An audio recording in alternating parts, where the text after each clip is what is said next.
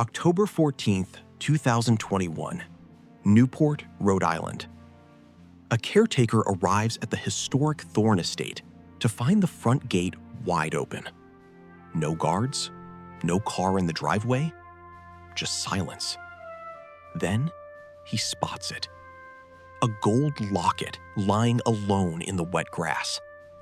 Inside, a photo of Isabella Fontaine, the woman who lived there. She was never seen again. What police uncovered next would unravel one of the most twisted cases New England has ever known. Isabella Fontaine was 26 years old, an architectural restorer, one of the best in the Northeast. She specialized in reviving historic mansions, which is exactly how she met Julian Thorne, heir to a $400 million hedge fund fortune. Friends called her meticulous, quiet, and fiercely independent. But those closest to her noticed a change after the engagement. She stopped calling her sister. She deleted her social media. And she started sleeping in the guest room. Police arrived at 7:14 a.m. No forced entry.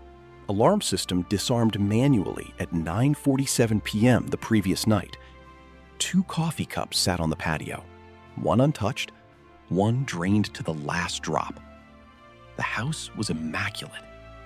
Too immaculate. Then, detectives found the note folded on the marble island. Handwritten, neat cursive. It read, "She was never yours to keep." The handwriting matched no known individual in any database, not even Isabella's. Detective Elena Vargas took lead. 3 weeks in, 0 suspects. The security cameras had been looped. Someone with technical knowledge erased a 90-minute window. Then, Vargas found the pharmacy receipt in the master bathroom trash. Progesterone pills, picked up by Isabella 2 days before she vanished. But Isabella had no known prescription, no fertility treatments, no medical condition. That's when Vargas checked the couple's second phone line, a burner registered to Julian's business account. And inside Julian's study, hidden behind a hollowed-out law book, she found the phone itself.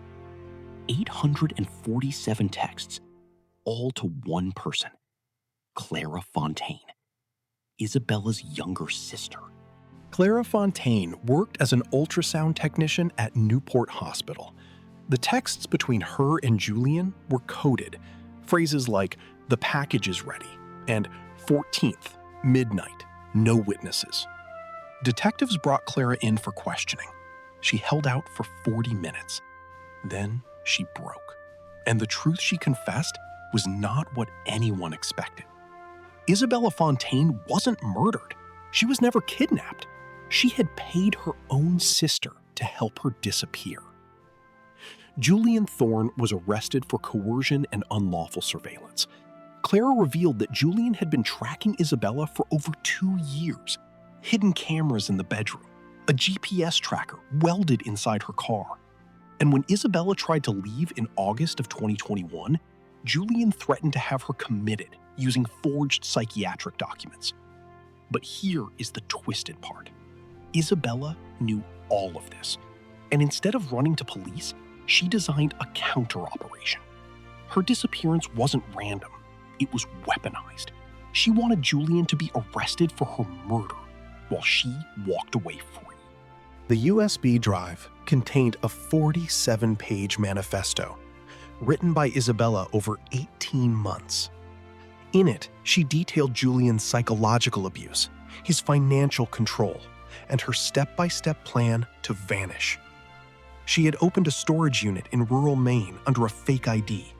She had slowly converted joint assets into $450,000 in Bitcoin. And the note on the kitchen counter? She was never yours to keep. She wrote that herself, in disguised handwriting, using her non-dominant hand.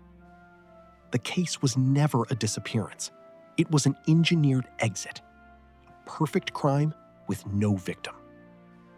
Isabella Fontaine has never been found. The FBI officially closed the case in March of 2023. Their conclusion? No crime was committed against Isabella Fontaine. because she was a willing participant in her own disappearance. Julian Thorne served 14 months for stalking. Clara Fontaine received full immunity in exchange for her testimony. Today, a small restoration shop operates in northern Vermont under a different name. The owner pays in cash, leaves no digital footprint. And the locket on the lawn? It wasn't a piece of evidence. It was a message. Some women don't need rescue. They need a clean exit. And Isabella Fontaine designed hers flawlessly. The Sinister and Twisted Case of Isabella Fontaine. Subscribe for more true crime.